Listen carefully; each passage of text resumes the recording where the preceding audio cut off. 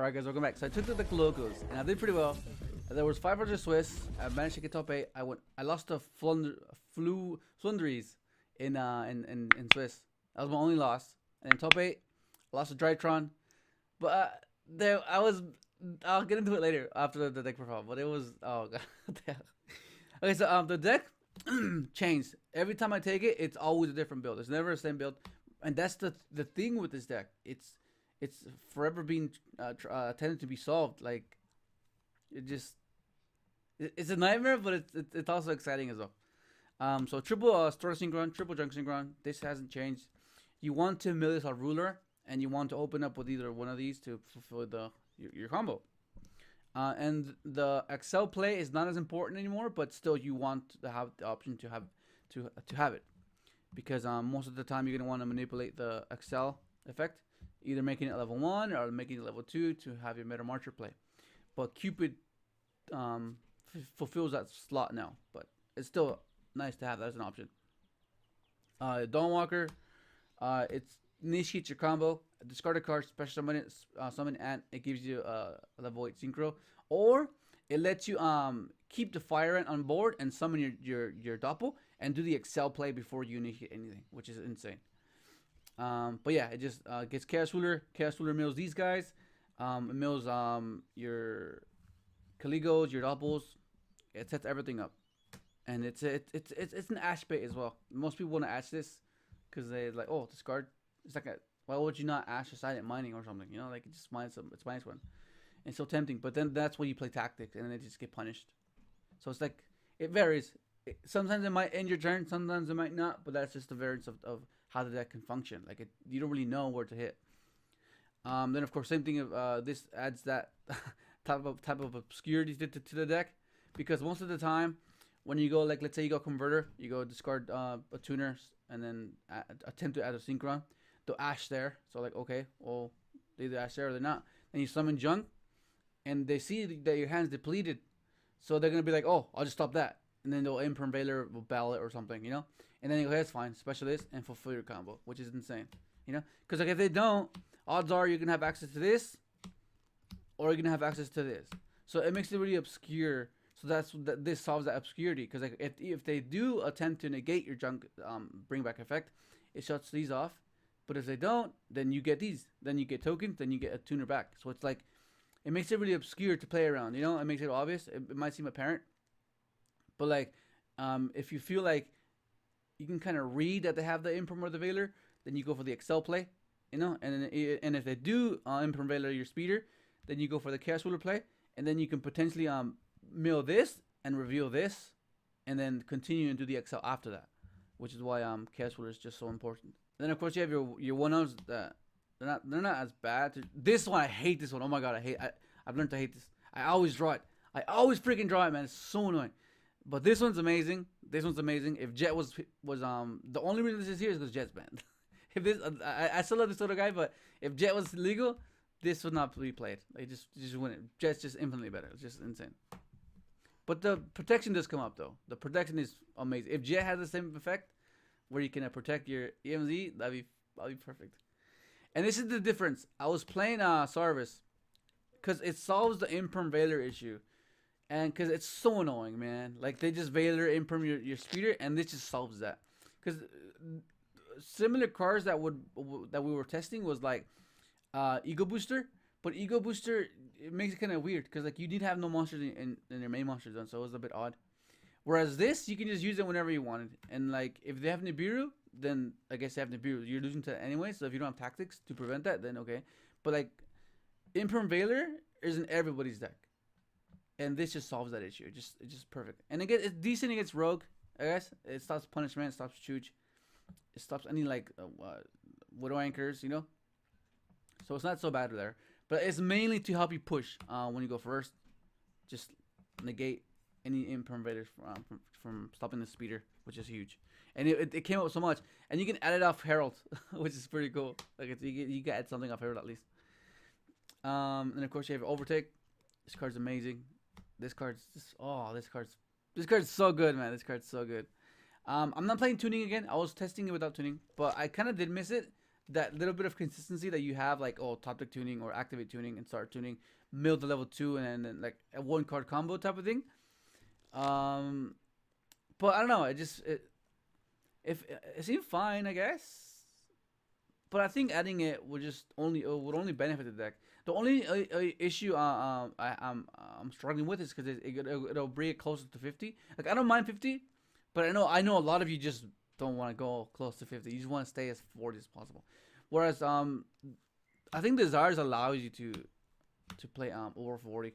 It just does, which is why I want to just play the tuning. Like, having tuning with this, it just consistency everywhere. It's just like, because that +1 is so crucial. Because since you're playing this and tactics, that +1 would either be this or the tactics, and then you have full combo. Like, sometimes you open up this and tactics, but you're missing that one card. Like, whether it be the doppel, whether it be the junk synchron, whether it be overtake. And this card gives you those missing cards. Or what if you're missing an imperm or a chalice when you go in second? Off of the 6 cards you have, you're starting with 7 instead of 1, instead of 6, which is insane, because like that does happen. Like, you open up combo, but oh damn, he has an Appaloosa on the field. Oh, he has the Empin on the field. Oh damn, and then you just go Desires, draw 2, and you draw imperm and chalice, and you're like, oh wow, like that just solved your issue, and that's exactly what this does. And like I mentioned before, since Cupid is released, banishing the synchrons, the extra synchrons, is not as crucial. It doesn't hurt you as much, because Cupid fulfills Excel's play that would let you down climb or down scale to the level 2 to make your marcher. So like, you don't really need the synchrons in your deck anymore, So it's like, yeah. So it seems to make sense. But I think I'm gonna just go for it and just add in the tunings, because I really like this card. This card was that +1, man, is just so good. It's just so good, especially when you pair it up with tactics, man. Like, it's just so good. Like, they're gonna always ash this. They're always gonna ash this. And then if you look at your banish and if you have everything intact, you go, okay, tactics, look at your hand and combo off. It's just insane. Like, it prompts a response. You just have to. People always ash pots. And then tactics, if you want to just draw 2, then draw 2. Like, which is insane. Like, it's just so good. It's just so good. Like, I was getting drolled a lot yesterday. I would get drolled in resolution. I'm like, okay, it's fine. Let me see your hand. And then I wanted to pick a crystal wing and set like double imperm or something, and that'll be sufficient enough. And I was like, okay, that's good. And like I said, playing chalice because of flunderies, because flunderies is oh my god, it's so annoying. So like, you hit the impin, and then you hit the bear statue, or you hit the Ryza, which is insane. You just need it, and then it's good against Appaloosa as well. But if you have droplets, play droplets. Droplets is just infinitely better because it can't respond. But if you're in a budget, this works just fine. This works just as fine. This works just as good. It's just that the only reason it's good against, it's against like against goons or against ultimateness, mainly ultimateness, because you can't respond to that thing. But this does the job too. This is sufficient enough. Rhoda, Stardust Synchron, Reborn, the 1 droplet. That's amazing. And then of course Midbreaker for the same purpose. Stop Imperm Veiler. It stops Chalice as well. Call of the Grave, just really good. And the other thing that's good against the droplet has over Chalice is that you can play under Midbreaker.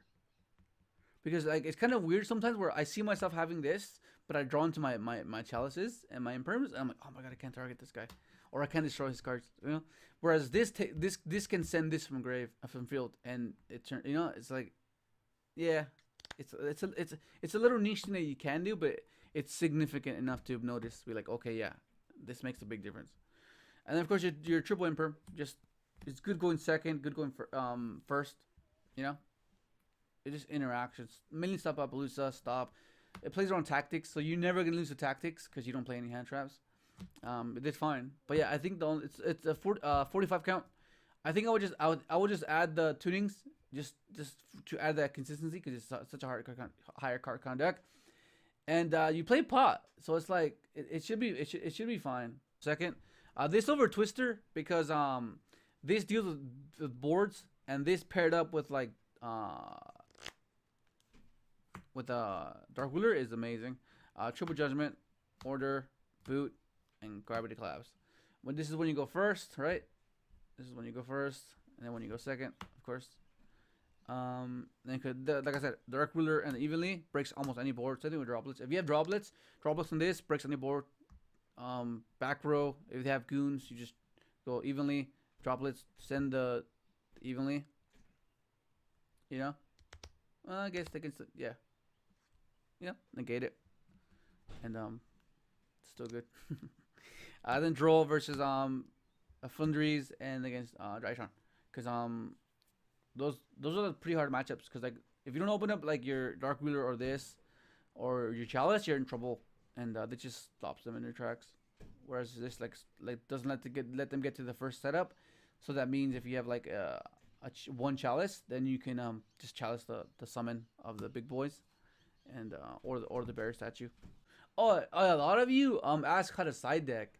Okay, so typically when you side, depending on whether you go first or second, you side out these cards, and it varies from time to time of how what the matchup is, right? Those are the main ones you side out in this deck. So everything here you leave intact. You don't touch this. The only thing you mess around with is this variation of cards. It doesn't matter which one you take out. One of these, two of these, just any of these. It just comes down to how like I guess the gut feeling. Like, okay, what do you feel? This is not gonna be really good against this matchup. Take these out. This is not gonna be really good because I'm going second. I'd rather have like the actual like Evenly or draw, you know, than take these out. And it just varies. But this is the only thing you touch out of everything. And then you have your extra deck, Satellite, Hot Red, Chaos Ruler, Crystal Wing, Omega, Dawn Dragster. I'm currently online. I'm testing Brownness instead of this. I'm not sure. I'm not too sure. I'm still on the fence about it. Then we go Charge Warrior, TG Hyper Librarian, Junk Warrior, Junk Speeder, MVP, Excel, Herald, Cupid, the new card. Oh my god, this adds Caligo, which is amazing. Murder Marcher and Double Star Shaman, and of course your tokens. Where's my other token? There it is. Once again, if you want any tokens Field Sensors made, the link is in the description. Use my promo code to get 10% off, which is nice. These are just amazing. Happy to keep track of things. But yeah, so there was 5 versus Swiss. Round 1 was like some Hulk deck, like a Hulk Turbo deck with Alrodon, and he would go set up like an Interior Beast and this Exceed. I'm not sure what it is. Basically, he rolls a dice, and then if he rolls a certain number, I can't use any monster effects the following turn. So I was like, what the hell? But luckily, it didn't resolve. I was like, oh my god. So I won that one, and then game 2, round 2. I think that my guy had to leave, so he just gave me the win. I was like, okay, so he's playing Tri Brigade. And round 3 was Tri Brigade. Round 4 was Flundries. Round was my only loss, and round 5 was a Sky Striker with Phoenix Enforcer. I was like, okay. Order just took that win easily. And then top 8 was against Drytron. Yeah, I mean, the deck were fine. I think the only thing I would change is just add the tootings, and yeah, that's pretty much it. Like I think it'll be fine. Like I don't mind going over 40. Like it's more so the variance that it gives the deck when you go above 40, because of course we want to open like junk and doppel and like, but still like the variance of opening a variation of cards just increases, and it makes it more obscure for your opponent to interact with you, which is what I like. It lets you be clever, and it lets you have there's room to outplay your opponent, and yeah, I don't know. I gotta test it, but that's basically it. Hopefully you enjoyed the video. Let's subscribe if you haven't, and thanks for watching.